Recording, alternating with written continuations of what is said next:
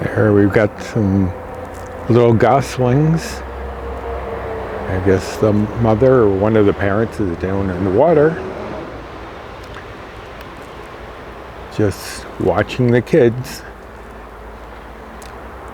Not concerned at all. Look at those little cuties.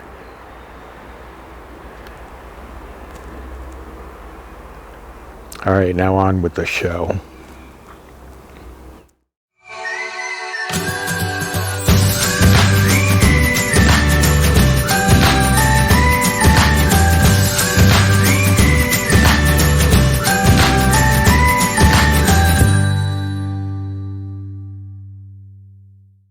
Hello and welcome back to my porch for some more questions on this Tag Tuesday. My jaw is getting a little tight, so hopefully there won't be too much of an issue with me answering these questions. But for those who don't know, I deal with myopathy and neuropathy, meaning my muscles and nerves don't always work right. And a lot of times I will get tightness in my jaw that causes some problems with talking and when I'm eating, chewing. Usually once I've chewed like the first time, it seems to be like, okay, now my muscles know what they're doing. So I'm hoping it'll work the same for talking as I go on. Anyway, if you are subscribed to my channel, Recipes with a Roy, thank you. And if you are not, I hope you will consider subscribing. I offer recipes that I've come up with, that I've found along the way, that can help anyone who's on a weight loss journey of any kind. I was tagged by Kim at a girl and her phone to do this Tag Tuesday. So we will get into these questions and you can learn a little bit more about me. So, the first question, what's your favorite or lucky number and why? I think my favorite number, I keep leaning towards 3. And the only thing I can think of to explain why is it seems in my mind for some reason like a stable number. Like something on one leg would be very unstable. 2 would be better but still have the possibility of falling, which I know something about. And 3 is just like a stool or a tripod. It's very stable, very secure, and I think that's the reason I like the number 3. It just has that feel of stability for some reason. Number 2, what weird or useless talent do you have? I don't really think I have a weird or useless talent, although I did, before the neuropathy and myopathy, have one kind of odd one that I was proud of for whatever reason, where I could sit on the floor cross-legged and just stand up from that position without using my hands. That used to be the case. Now I have difficulty getting up from a seated position, especially on the floor. But that used to be my little prideful activity that I would like to show off to people. Odd, but there you have it. Number 3, what skill would you like to master? Before my issues started a few years ago, I used to do a lot of cake decorating for families, birthdays, anniversaries, whatever. And I was learning to do a lot more with cake decorating, fondant and all that kind of stuff. And I would have liked to have been more skilled in that. And maybe I'll insert a few of those images here so you can see what I did. They were okay. They weren't professional. They weren't, impeccable, which I would have liked. I would have liked to have developed more skill in cake decorating when I was able to do it. Now my hands are not steady enough to do that any longer, but that would have been the skill that I would have liked to have mastered. If you were in a circus, which performer would you be? I kind of see in school, and a lot of the times even at work, I was always kind of the clown, kind of making people laugh. So I kind of lean towards that.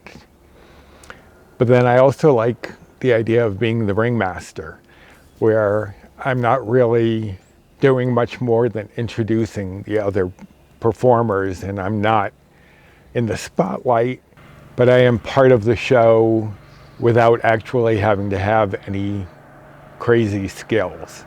So I think I'd go with ringmaster first, maybe clown second. Would you rather be invisible or have X-ray vision? I think I would prefer to be invisible.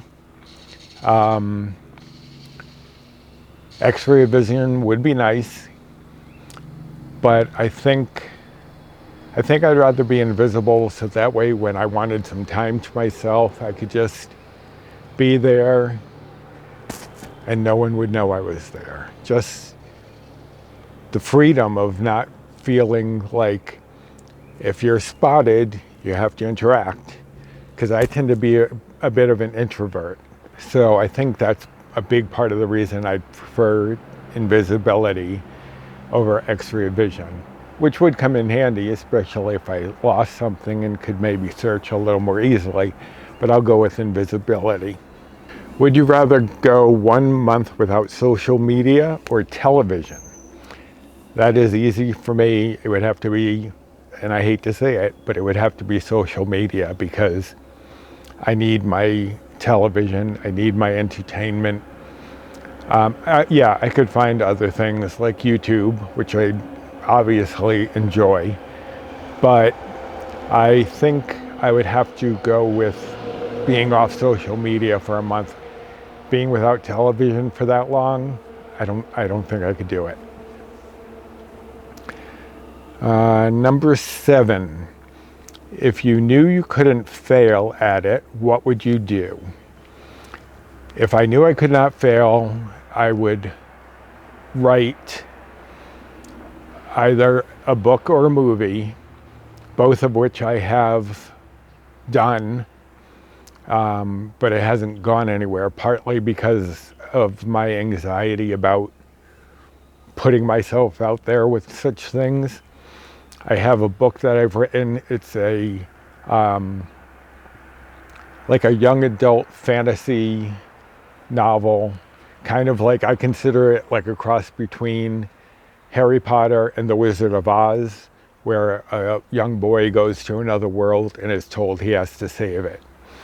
And that is completed, but I've been doing rewrites, or haven't been doing rewrites, because I get so overly involved in my head that I get mired down with all the details, because I have some ADD and OCD, and those things, I get too caught up in the minutia and changing tiny little things rather than just letting go. So I've got to try to work on that. So I think if I were to not be able to fail, that's what I would now want to feel out, getting that book finished and published. And I do have movie ideas that I'd also like to work on. So being a writer, basically.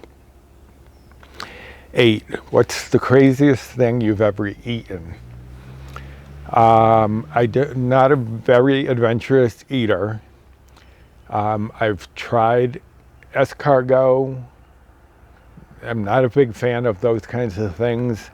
I'm not a fan of seafood. Probably the weirdest thing I've ever tried was when I was working at Mohegan Sun Casino years ago. They had this employee appreciation thing, and they had all these foods from all different areas. And I tried alligator, which was probably the biggest, oddest thing to me. I'm sure there were people in other parts of the country who was like, oh, that's nothing. But that was probably the strangest thing. Although I did live on a reservation in Maine for a while when I was younger. And one of the foods that my cousin that we lived with liked to make was muskrat. And I would have said that was the strangest thing I've ever eaten, but I never ate it. Just having the word rat in there was enough to turn me off. Okay, if you could travel back in time, where would you go?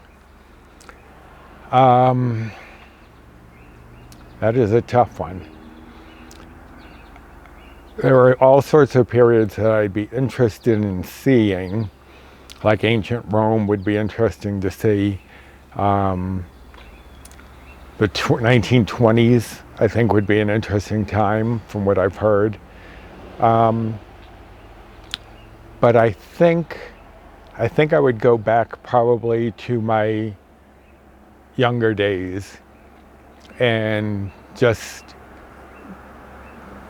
see my parents again, who have both passed, but also to give my younger self some encouragement that things aren't always going to be difficult, that there are going to be improvements to your life, and things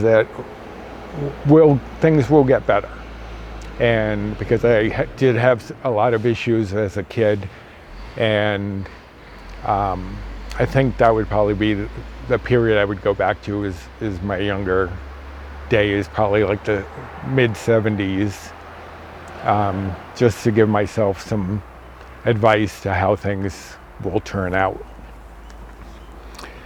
And then the final answer, or final question, number 10, what did you want to be when you grew up? And we've already pretty much covered that. I've wanted to be a writer ever since I was a little kid. I used to write all sorts of stories. I would tell my younger brothers some scary stories because I love horror. And they would fall right to sleep, and then I would be crying for my mother to come into my room because I had scared myself. And I still scare myself. But I still love horror, so go figure. But writing is what I've always wanted to do ever since I was young.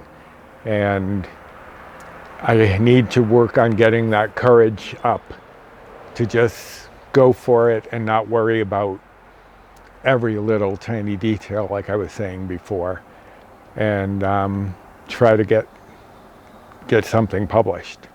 So those were the get to know you questions for this week. And I was tagged, like I said, by Kim from A Girl in Her Phone, so I will leave her channel down below, a link to her channel. And I will tag, and they may not have time to do it, and I totally understand if they don't, but I will tag Keeping Up with the Colemans, Bri and Greg, and get their answers to these questions. I know they have a lot going on, so that may not be possible, but they're good friends of mine, and I like to keep them in the loop. So I hope you've enjoyed getting to know me a little bit more today. I look forward to another one of these. I think they're a lot of fun to consider the answers and get to express myself a little more easily than just rattling off a list of things about me. So I hope you will like this video, subscribe to my channel, hit the notification bell for whenever any new videos get uploaded, and comment below maybe the answers to some of these questions that you have, and I will post the questions down below so that you don't have to try to remember them, because if you're anything like me, it's not going to happen. And hopefully I will see you on my next video when I will be in the kitchen making some blueberry cream cheese crumb bars that are only 4 bites for 1/12 of the recipe. And you can make smaller bars and get fewer bites or points for them. So until the next time, bye and thank you for visiting.